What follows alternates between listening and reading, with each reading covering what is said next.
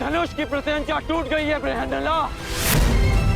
पता नहीं कौन सी शक्ति है जो तुम्हारी सुरक्षा कर रही है, परंतु ये राधेकर्ण उस शक्ति के समक्ष अपनी पराजय स्वीकार करता है।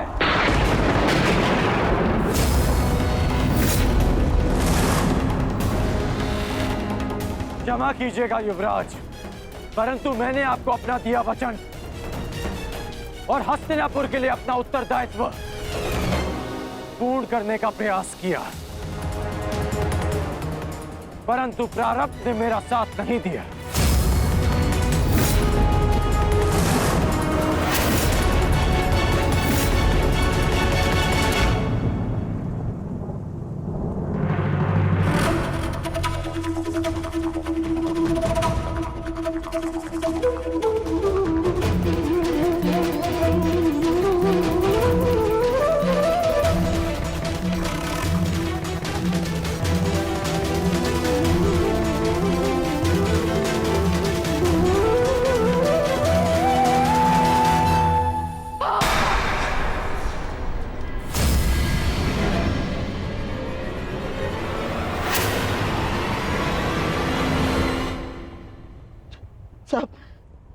सब व्यर्थ गया।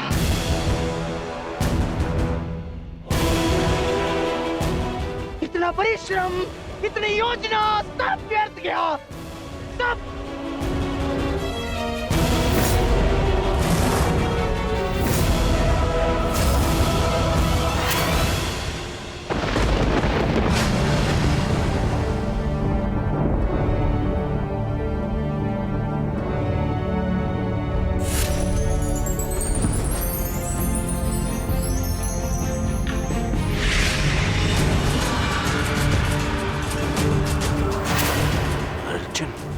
अर्जुन, अर्जुन,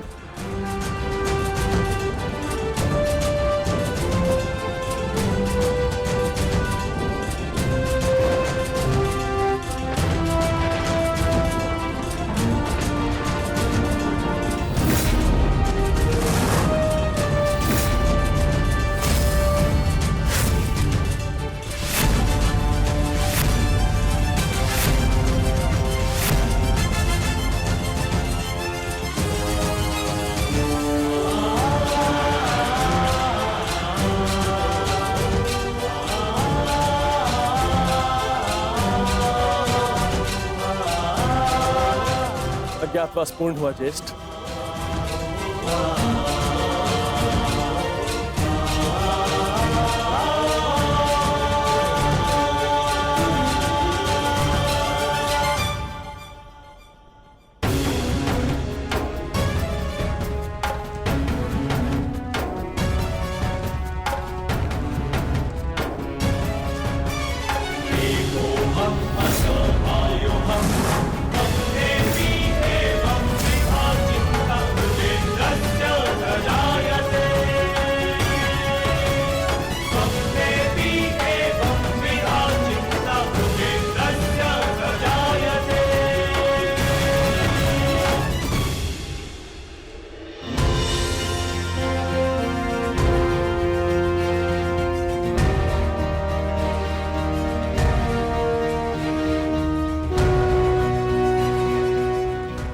के अनुसार हमने 12 वर्ष का वनवास और 1 वर्ष का अज्ञातवास पूर्ण कर लिया है पितामह।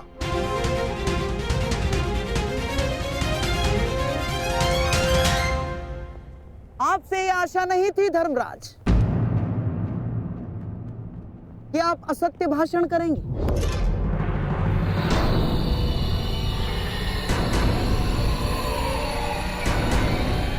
कैसा असत्य? ज्येष्ठ भ्राता श्री ठीक कह रहे हैं, हमारा अज्ञातवास पूर्ण हो चुका है। नहीं प्रिय अर्जुन, सभी नियमों का पालन नहीं हुआ है।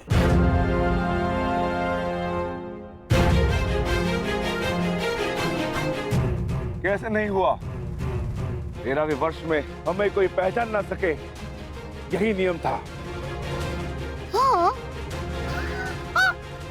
और इस नियम को समझने के लिए तुम लोगों के पास पुनः 13 वर्ष का समय होगा भीम। दुर्योधन, समझाओ उसे। हाँ मामाश्री, क्योंकि नियम अनुसार पहचाने जाने पर असत्य बोलना भी नियम भंग करना होता है, और असत्य बोलकर तुमने नियम भंग किया।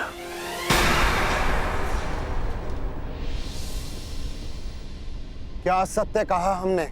अपने अनुज से पूछो युधिष्ठिर। क्यों अर्जुन, जब मैंने तुमसे तुम्हारा परिचय पूछा तो क्या कहा था तुमने? बृहनिल्ला, बृहनिल्ला नाम है मेरा। आचार्य द्रोण पितामह भीष्म के समक्ष, पूरी कौरव सेना के समक्ष अर्जुन ने असत्य कहा था।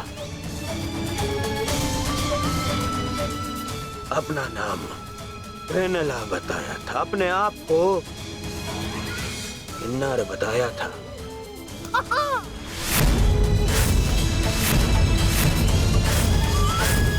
क्यों अर्जुन, क्या ये असत्य नहीं था? आपने भी तो सुना था पितामह। बोलिए पितामह, अर्जुन ने ऐसा नहीं कहा था। हाँ, अर्जुन ने असत्य कहा था।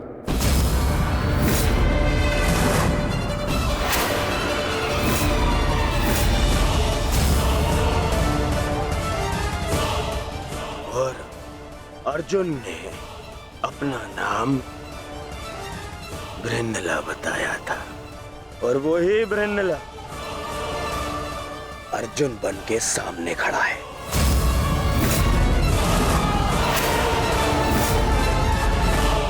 अर्थात अज्ञातवास भंग माना जाता है।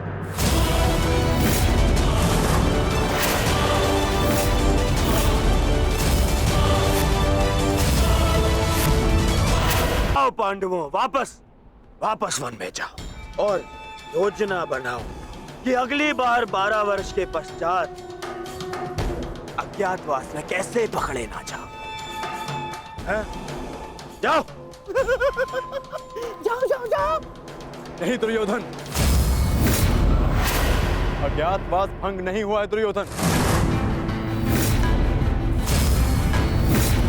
मैंने कोई असत्य नहीं बोला और ना ही मैंने कोई नियम भंग किया है।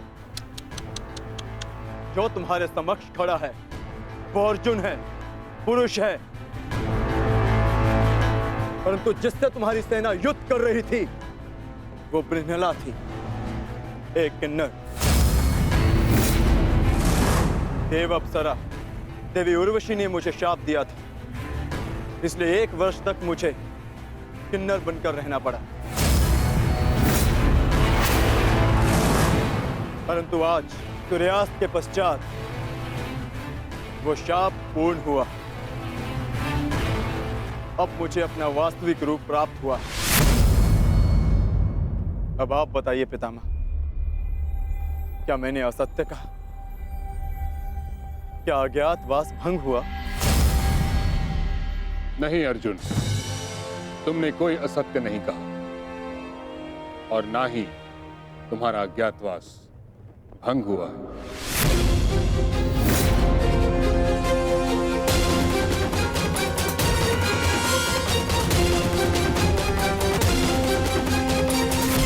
परंतु मैंने इसे पहचान लिया था पितामह। नहीं दुर्योधन, तुमने पहचाना नहीं था। तुम्हें आभास हुआ था कि ऐसा बाण केवल अर्जुन चला सकता है। यदि तुम्हें विश्वास होता तो तुम अंगराज से वैष्णवस्त्र का संधान करने को नहीं कहते। इसलिए मौन रहो। मैं ये घोषणा करता हूं कि पांडवों का अज्ञातवास सफलतापूर्वक पूर्ण हुआ।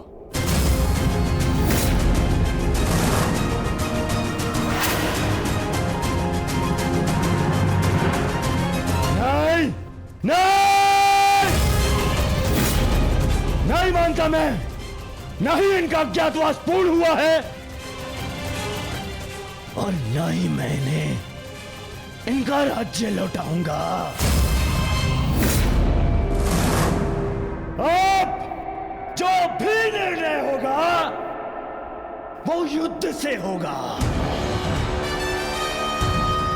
हम पुनः अवश्य मिलेंगे युधिष्ठिर, रणभूमि में। स्मरण रखना दुर्योधन, हमने कभी युद्ध नहीं चाहा था। तुमने हमें इस युद्ध में धकेला है और अब यदि आर्यव्रत के भाग्य में युद्ध ही है तो ठीक है, जो युद्ध होगा अवश्य होगा।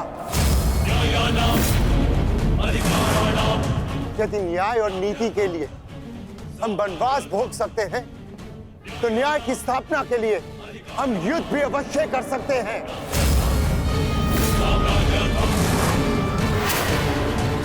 उचित कहा तुमने धर्मराज, युद्ध होना निश्चित है जिसे कोई नहीं रोक सकता।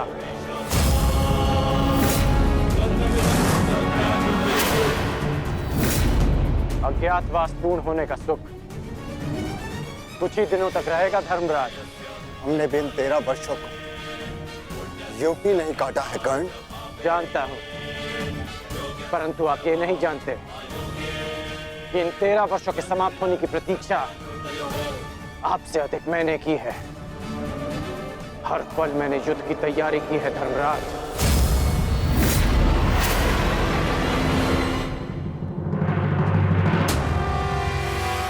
स्मरण रखना अर्जुन, अगली बार ना मेरी प्रत्यंचा टूटेगी और ना ही सूर्यास्त तुम्हें बचा पाएगा। तुम भी स्मरण रखना, अगली बार वैष्णु अस्त्र का उत्तर पशुपतास्त्र से मिलेगा।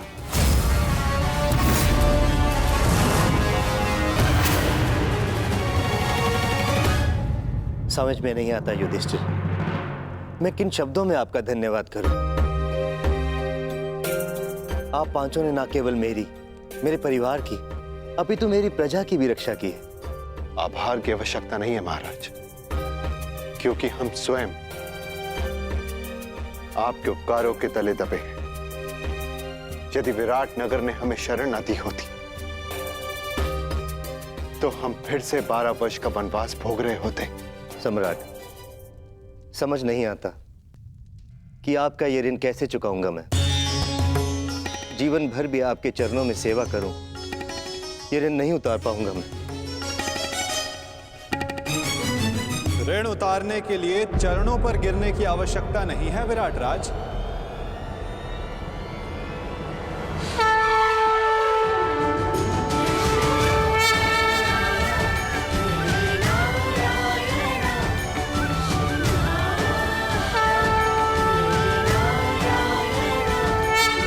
वासुदेव,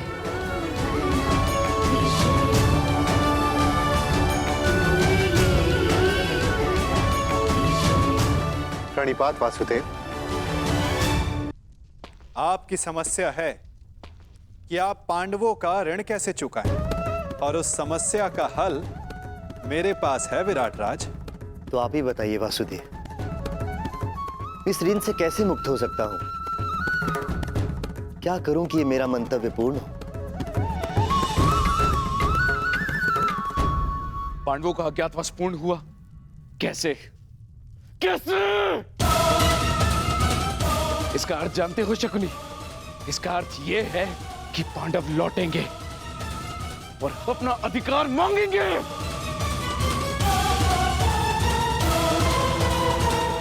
उनके मांगने से क्या होता है पिताश्री? मैं उन्हें अवसर नहीं दूंगा, कुछ नहीं मिलेगा उन्हें पिताश्री। मान!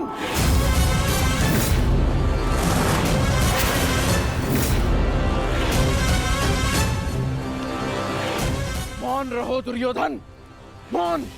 हर बार राजसभा में बड़ी बड़ी बातें करते हो, वचन देते हो और हर बार मुंह की खाकर लौटते हो तुम। हस्तिनापुर से सेना ले जाते समय क्या कहा था तुमने? कि पांडवों का अज्ञातवास भंग करके लौटूंगा। और इस समय तुम मेरे समक्ष क्या सूचना लेकर आए हो? कि अकेले अर्जुन ने समस्त कुरु सेना को निरस्त्र कर दिया। एक ही स्वप्न देखा है ना तुमने, सम्राट बनने का। अरे अगर एक अर्जुन को ना संभाल सके तुम, तो ये हस्तिनापुर का साम्राज्य क्या संभालोगे?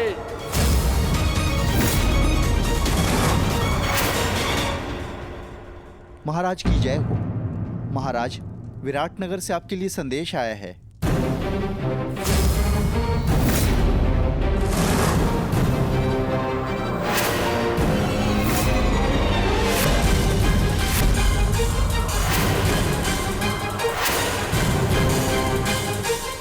कृष्ण, विराटनगर से क्या संदेश आ सकता है? अवश्य उन पांडवों का ही संदेश होगा। युद्ध की चेतावनी भेजी होगी उन्होंने।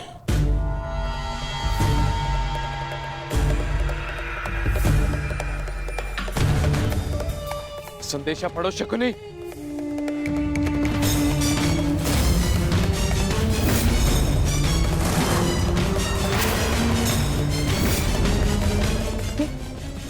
ये कैसे हो सकता है? क्या लिखा है इसमें मामा श्री? ये नहीं हो सकता दुर्योधन।